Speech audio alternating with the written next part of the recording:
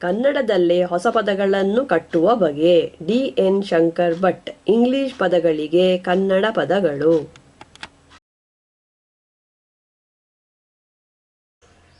10. Car, ಕರಿ.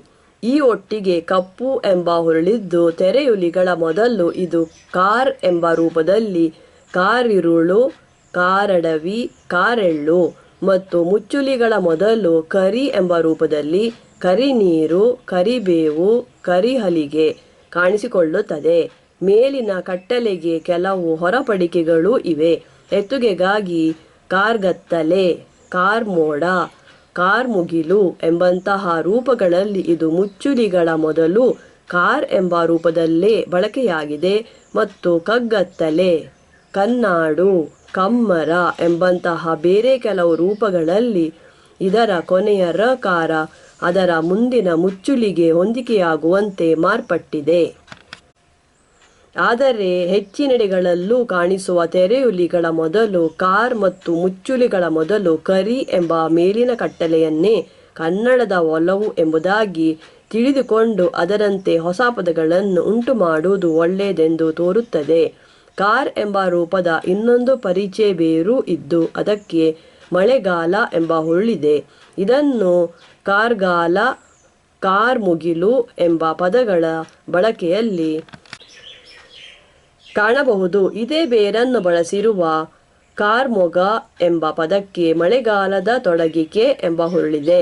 ಆದರೆ ಈ ಬೇರಿಗೆ ಕರಿ ಎಂಬ ಎರಡನೇ ರೂಪ ಇಲ್ಲ. ಈ ಬೇರನ್ನು ಹೊಸ ಪದಗಳನ್ನು ಕಟ್ಟುವಲ್ಲಿ ಬಳಸಲು ಬರುತ್ತದೆ. 11. ಕಿತ್, ಕಿರು. ಈ ಪರಿಚಯ ಬೇರಿಗೆ ಚಿಕ್ಕ ಎಂಬ ಹುರುಳಿದೆ. ಇದರ ಎರಡು ರೂಪಗಳಲ್ಲಿ ಕಿತ್ ಎಂಬುದು ತೆರೆಯುಲಿಯಲ್ಲಿ ಮೊದಲಾಗುವ ಹೆಸರು ಪದಗಳ ಮೊದಲು ಬರುತ್ತದೆ. ಕಿತ್ತುಸಿರು, ಕಿತ್ತೋಲೆ, ಕಿತ್ತೂರಕು, ಕಿತ್ತೆಸಳು ಮತ್ತು ಕಿರು ಎಂಬುದು ಮುಚ್ಚುಲಿಯಲ್ಲಿ ಮೊದಲಾಗುವ ಹೆಸರು ಪದಗಳ ಮೊದಲು ಬರುತ್ತದೆ. ಕಿರುಕತೆ, ಕಿರುಕೋಣೆ, ಕಿರುಗತ್ತಿ, ಕಿರುತೋಟ, ಕಿರುನಾಲಿಗೆ.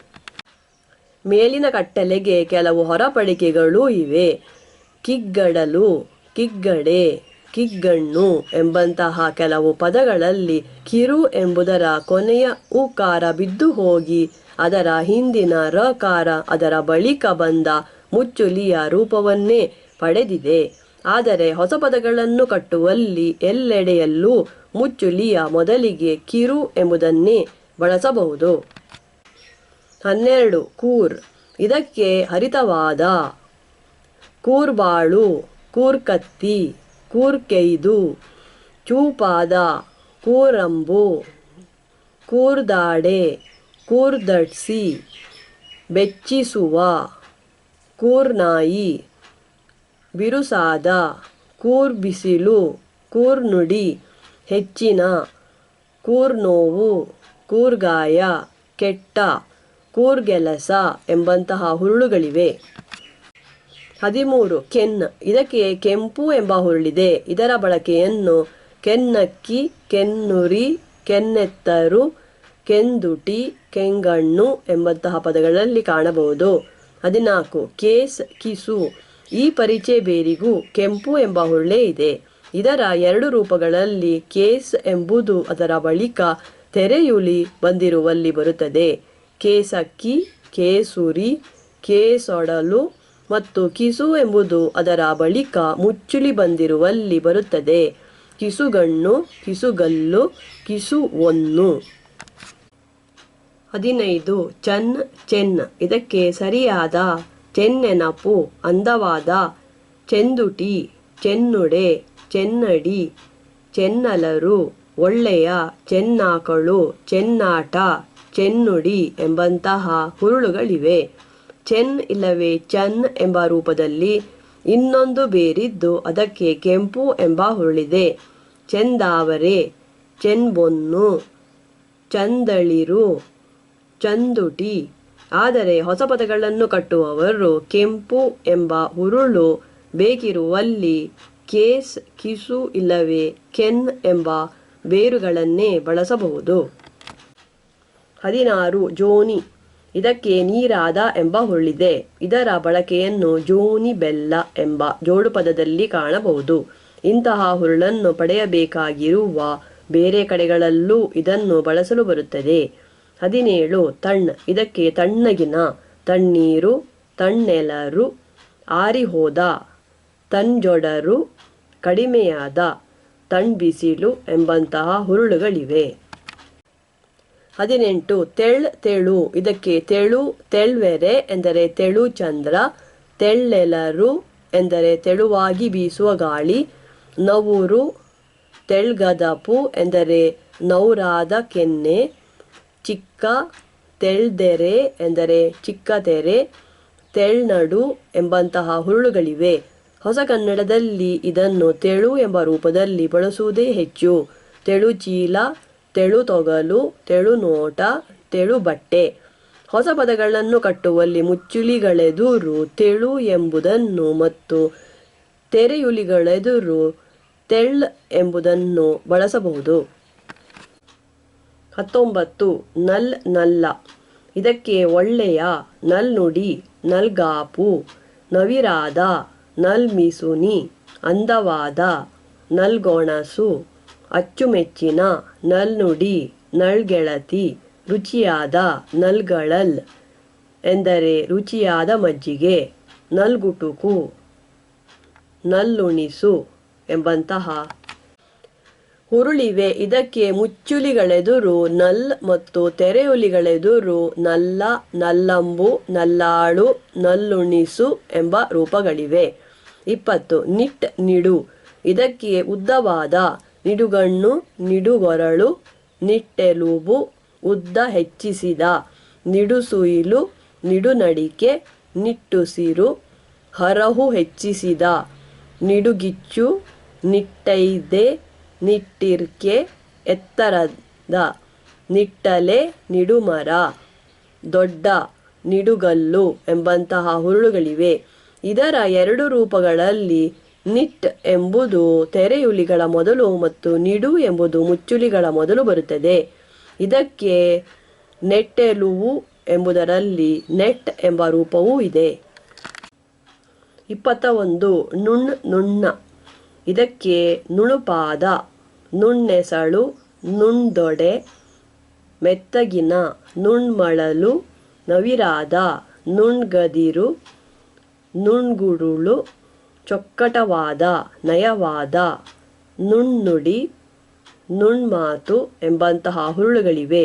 ಇದು ಮುಚ್ಚುಲಿ ಎದುರು ನುಣ್ ರೂಪದಲ್ಲಿ ಮತ್ತು ತೆರೆಯುಲಿ ಎದುರು ನುಣ್ಣ ರೂಪದಲ್ಲಿ ಬರುತ್ತದೆ.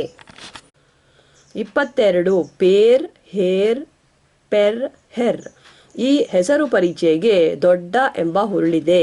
ಇದಕ್ಕಿರುವ 4 ರೂಪಗಳಲ್ಲಿ ಪಕಾರದಿಂದ ಮೊದಲಾಗುವವು ಹಳೆಗನ್ನಡದವು ಮತ್ತು ಹಕಾರದಲ್ಲಿ ಮೊದಲಾಗುವವು ಹೊಸಗನ್ನಡದವು. ಆದರೆ ಪಕಾರದಲ್ಲಿ ಮೊದಲಾಗುವವನ್ನು ಬಳಸಿರುವ ಕೆಲವು ಜೋಡು ಪದಗಳು ಹೊಸಗನ್ನಡದಲ್ಲೂ ಬಳಕೆಯಲ್ಲಿವೆ. ಹಾಗಾಗಿ ಅವನ್ನು ಹೊಸ ಪದಗಳನ್ನು ಕಟ್ಟುವಲ್ಲಿ ಬಳಸಲು ಬರುತ್ತದೆ.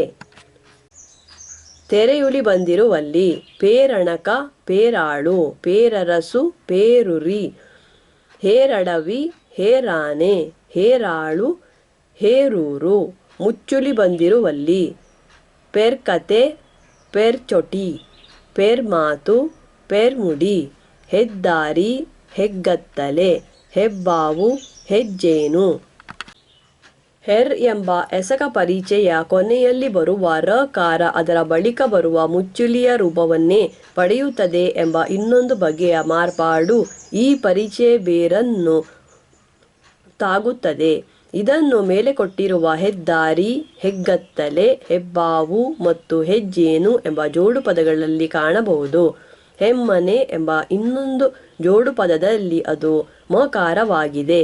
ಆದರೆ ಪೆರ್ ಎಂಬುದರ ರಕಾರವನ್ನು ಈ ಮಾರ್ಪಾಡು ತಾಗಿಲ್ಲ. ಇದಕ್ಕೆ ಹಿರಿ ಎಂಬ ಇನ್ನೊಂದು ರೂಪವು ಹೊಸಗನ್ನಡದಲ್ಲಿ ಬಳಕೆಯಲ್ಲಿದೆ. ಹಿರಿಮಗ, ಹಿರಿಮಗಳು. 23 ಬಿಣ್. ಇದಕ್ಕೆ ದಪ್ಪದ, ಬಿಣ್ಮೊಲೆ, ಬಿಣ್ಗಚ್ಚಲು, ಬಿಣ್ದೊಡೆ, ದೊಡ್ಡ, ಬಿಣ್ಗೊನೆ ಎಂದರೆ ದೊಡ್ಡ ಗೊನೆ, ತೂಕದ, ಬಿಣ್ಪೊರೆ ಎಂದರೆ ದೊಡ್ಡ ತೂಕದ ಹೊರೆ, ಕೆಚ್ಚಿನ, ಬಿಣ್ಣುಡಿ ಎಂಬಂತಹ ಹುರುಳುಗಳಿವೆ.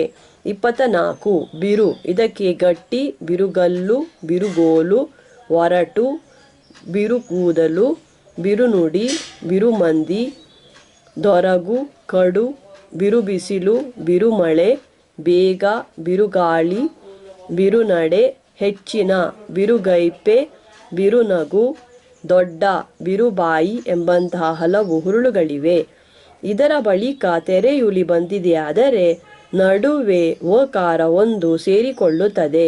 ಬಿರು ಪ್ಲಸ್ ಎಲರು, ಬಿರುವೆಲರು. ಬಿರು ಪ್ಲಸ್ ಅಲರು, ಬಿರುವಲರು. 25 ಬೆಳ್ ಬಿಳಿ. ಇದು ಮುಖ್ಯವಾಗಿ ಬಿಳಿ ಬಣ್ಣವನ್ನು ತಿಳಿಸುತ್ತಿದ್ದು ಬೆಳ್ಳುಡೆ, ಬೆಳ್ಳಲರು, ಬೆಳ್ಗೋಡೆ, ಹೊಳಪಿನ ಇಲ್ಲವೇ ಚುರುಕಿನ ಎಂಬ ಹುರುಳು ಇದಕ್ಕಿದೆ. ಬೆಳ್ನಗೆ.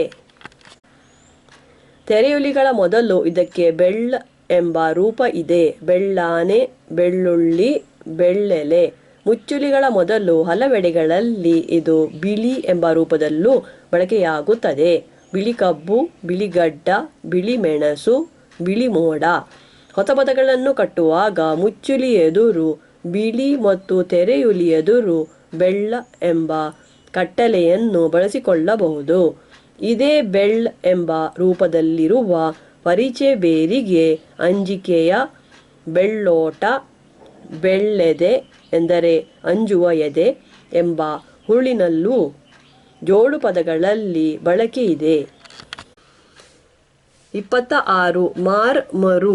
ಈ ಒಟ್ಟಿಗೆ ಬೇರೆ, ಮಾರಾನೆ, ಮಾರಾಳು, ಮತ್ತಿನ, ಮರುದಿನ, ಮರುಬಳಕೆ, ಎರಡನೆಯ, ಮರುಚಲು, ಮರುವಾಳು, ಇನ್ನೊಮ್ಮೆ, ಮಾರೊಡಲು, ಎದುರಿನ, ಮಾರಡಿ, ಮರುನುಡಿ, ಮರುಮಾತು ಎಂಬಂತಹ ಹುರುಳುಗಳಿವೆ.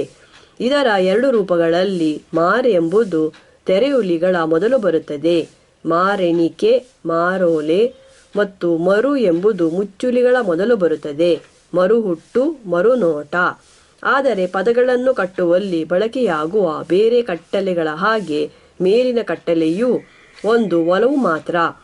ಅದಕ್ಕೆ ಮಾರ್ಬಡ್ಡಿ, ಮಾರ್ಮುನಿಸು, ಮಾರ್ಪೊಳಪು, ಮರು ಎಣಿಕೆ ಎಂಬಂತಹ ಕೆಲವು ಹೊರಪಡಿಕೆಗಳೂ ಇವೆ. ಹೀಗಿದ್ದರೂ ಹೊಸ ಪದಗಳನ್ನು ಕಟ್ಟುವಲ್ಲಿ ಮೇಲಿನ ಕಟ್ಟಲೆಯನ್ನೇ ಬಳಸಿ ಕಟ್ಟುವುದು ಒಳ್ಳೆಯದು. 27 ಹೆಮ್. ಇದಕ್ಕೆ ಹೆಣ್ಣು ಎಂಬ ಹುರುಳಿದೆ. ಹೆಂಗೂಸು ಮತ್ತು ಹೆಂಗೊಲೆ ಎಂಬ 2 ಜೋಡು ಪದಗಳಲ್ಲಿ ಇದರ ಬಳಕೆಯನ್ನು ಕಾಣಬಹುದು.